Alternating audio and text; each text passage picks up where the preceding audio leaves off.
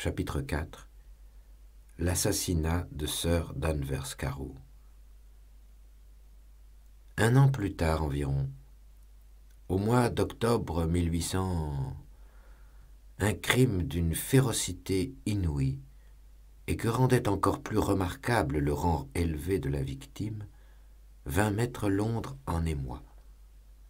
Les détails connus étaient brefs mais stupéfiants. Une domestique qui se trouvait seule dans une maison assez voisine de la Tamise était montée se coucher vers 11 heures. Malgré le brouillard qui vers le matin s'abattit sur la ville, le ciel resta pur la plus grande partie de la nuit, et la pleine lune éclairait brillamment la rue sur laquelle donnait la fenêtre de la fille. Celle-ci, qui était sans doute en disposition romanesque, s'assit sur sa malle qui se trouvait placée juste devant la fenêtre, et se perdit dans une profonde rêverie. Jamais, comme elle le dit avec des flots de larmes en racontant la scène, jamais elle ne s'était sentie plus en paix avec l'humanité, jamais elle n'avait cru davantage à la bonté du monde. Or, tandis qu'elle était là, assise, elle vit venir du bout de la rue un vieux et beau gentleman à cheveux blancs, et allant à sa rencontre, un autre gentleman, tout petit, qui d'abord attira moins son attention. Lorsqu'ils furent à portée de s'adresser la parole, ce qui se produisit juste au-dessous de la fenêtre par où regardait la fille, le plus vieux salua l'autre et l'aborda avec la plus exquise politesse. L'objet de sa requête ne devait pas avoir grande importance. D'après son geste, à un moment, on eût dit qu'il se bornait à demander son chemin. Mais tandis qu'il parlait, la lune éclaira son visage, et la fille prit plaisir à le considérer, tant il respirait une aménité de caractère naïve et désuète, relevée toutefois d'une certaine hauteur, provenant, eût-on dit, d'une légitime fierté. Puis elle accorda un regard à l'autre, et eut l'étonnement de reconnaître en lui un certain M. Hyde, qui avait une fois rendu visite à son maître et pour qui elle avait conçu de l'antipathie.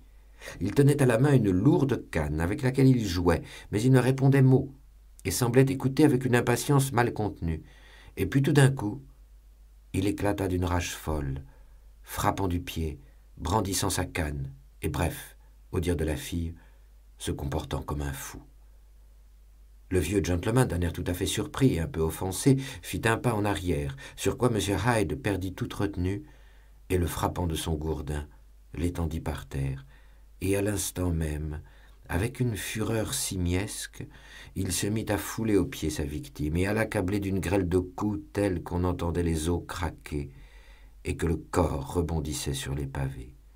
Frappée d'horreur à ce spectacle, la fille perdit connaissance. Il était 2 heures lorsqu'elle revint à elle et alla prévenir la police. L'assassin avait depuis longtemps disparu, mais au milieu de la chaussée gisait sa victime, incroyablement abîmée. Le bâton, instrument du forfait, bien qu'il fût d'un bois rare, très dense et compact, s'était cassé en deux sous la violence de cette rage insensée, et un bout hérissé d'éclats en avait roulé jusque dans le ruisseau voisin, tandis que l'autre, sans doute, était resté aux mains du criminel. On retrouva sur la victime une bourse et une montre en or, mais ni carte de visite ni papier, à l'exception d'une enveloppe cachetée et timbrée que le vieillard s'en allait probablement mettre à la poste et qui portait le nom et l'adresse de M. Utterson. Cette lettre fut remise dans la matinée au notaire, comme il était encore couché. À peine eut-il jeté les yeux sur elle et entendu raconter l'événement qu'il prit un air solennel et dit « Je ne puis me prononcer tant que je n'aurai pas vu le corps, mais c'est peut-être très sérieux. Ayez l'obligeance de me laisser le temps de m'habiller. » Et, sans quitter sa contenance grave, il expédia son déjeuner en hâte et se fit mener au poste de police, où l'on avait transporté le cadavre. À peine entré dans la cellule, il hocha la tête affirmativement. « Oui, dit-il, je le reconnais. J'ai le regret de vous apprendre que c'est là le corps de Sir Danvers Carew. »« Bon Dieu, monsieur !» s'écria le commissaire, « est-il possible ?» Et tout aussitôt ses yeux brillèrent d'ambition professionnelle. Il reprit « Ceci va faire un bruit énorme, et peut-être pouvez-vous m'aider à retrouver le coupable. » Il raconta brièvement ce que la fille avait vu et exhiba la canne brisée. Au nom de Hyde, M. Utterson avait déjà dressé l'oreille, mais à l'aspect de la canne, il ne put douter davantage. Toute brisée et abîmée qu'elle était, il la reconnaissait pour celle dont lui-même avait fait cadeau à Henry Jekyll des années auparavant. Il demanda « C'est Monsieur Hyde, est-il quelqu'un de petite taille ?»« Il est remarquablement petit et elle est remarquablement mauvais, telles sont les expressions de la fille, » répondit le commissaire.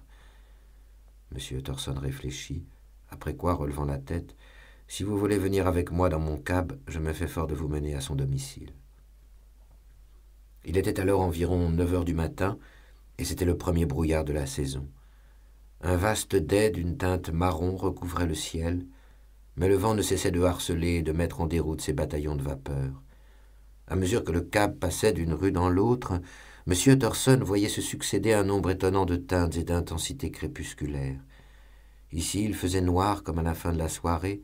Là, c'était l'enveloppement d'un roux dense et livide, pareil à une étrange lueur d'incendie.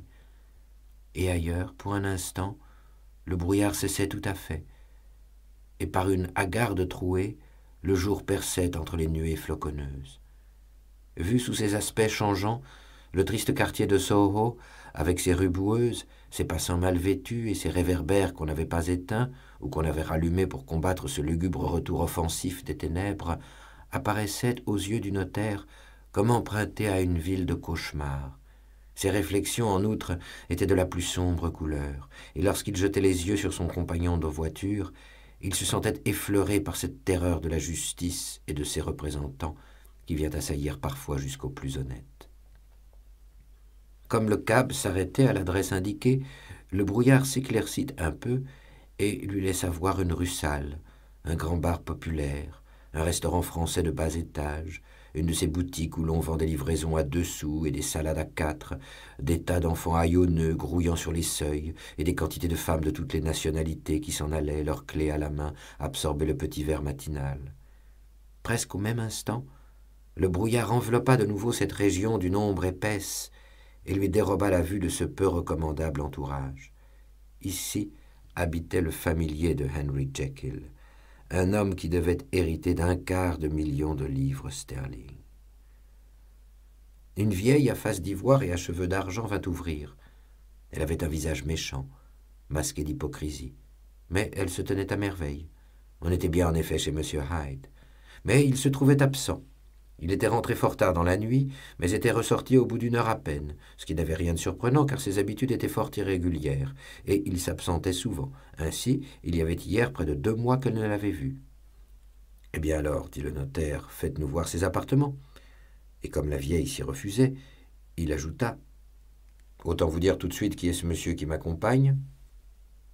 C'est monsieur l'inspecteur Newcomen, de la Sûreté générale. » Un éclair de hideuse joie illumina le visage de la femme. « Ah !» s'écria-t-elle. « Il a des ennuis? Qu'est-ce qu'il a donc fait ?»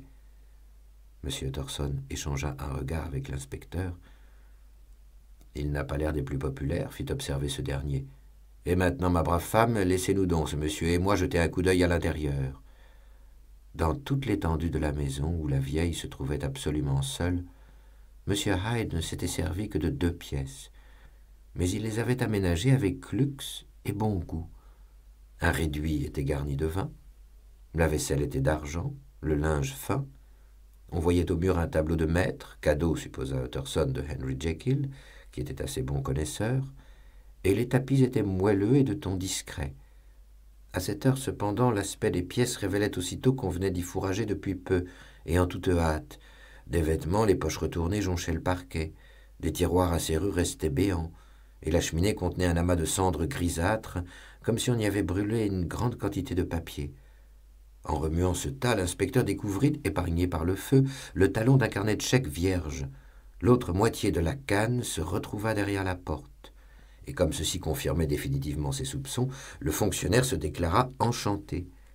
Une visite à la banque, où l'on trouva le compte de l'assassin crédité de plusieurs milliers de livres, mit le comble à sa satisfaction. « Vous pouvez m'en croire, monsieur, affirma-t-il à M. Utterson, je le tiens. Il faut qu'il ait perdu la tête, sans quoi il n'eût jamais laissé derrière lui cette canne, ni surtout détruit ce carnet de chèques. L'argent, voyons, c'est la vie même pour lui. Nous n'avons plus rien d'autre à faire que de l'attendre à la banque, et de publier son signalement. » Ceci toutefois n'alla pas sans difficulté, car peu de gens connaissaient M. Hyde. Le maître même de la servante ne l'avait vu que 2 fois. Sa famille demeurait introuvable, il ne s'était jamais fait photographier, et les rares personnes en état de le décrire différaient considérablement selon la coutume des observateurs vulgaires. Ils ne s'accordaient que sur un point, à savoir l'impression obsédante de difformité indéfinissable qu'on ressentait à la vue du fugitif.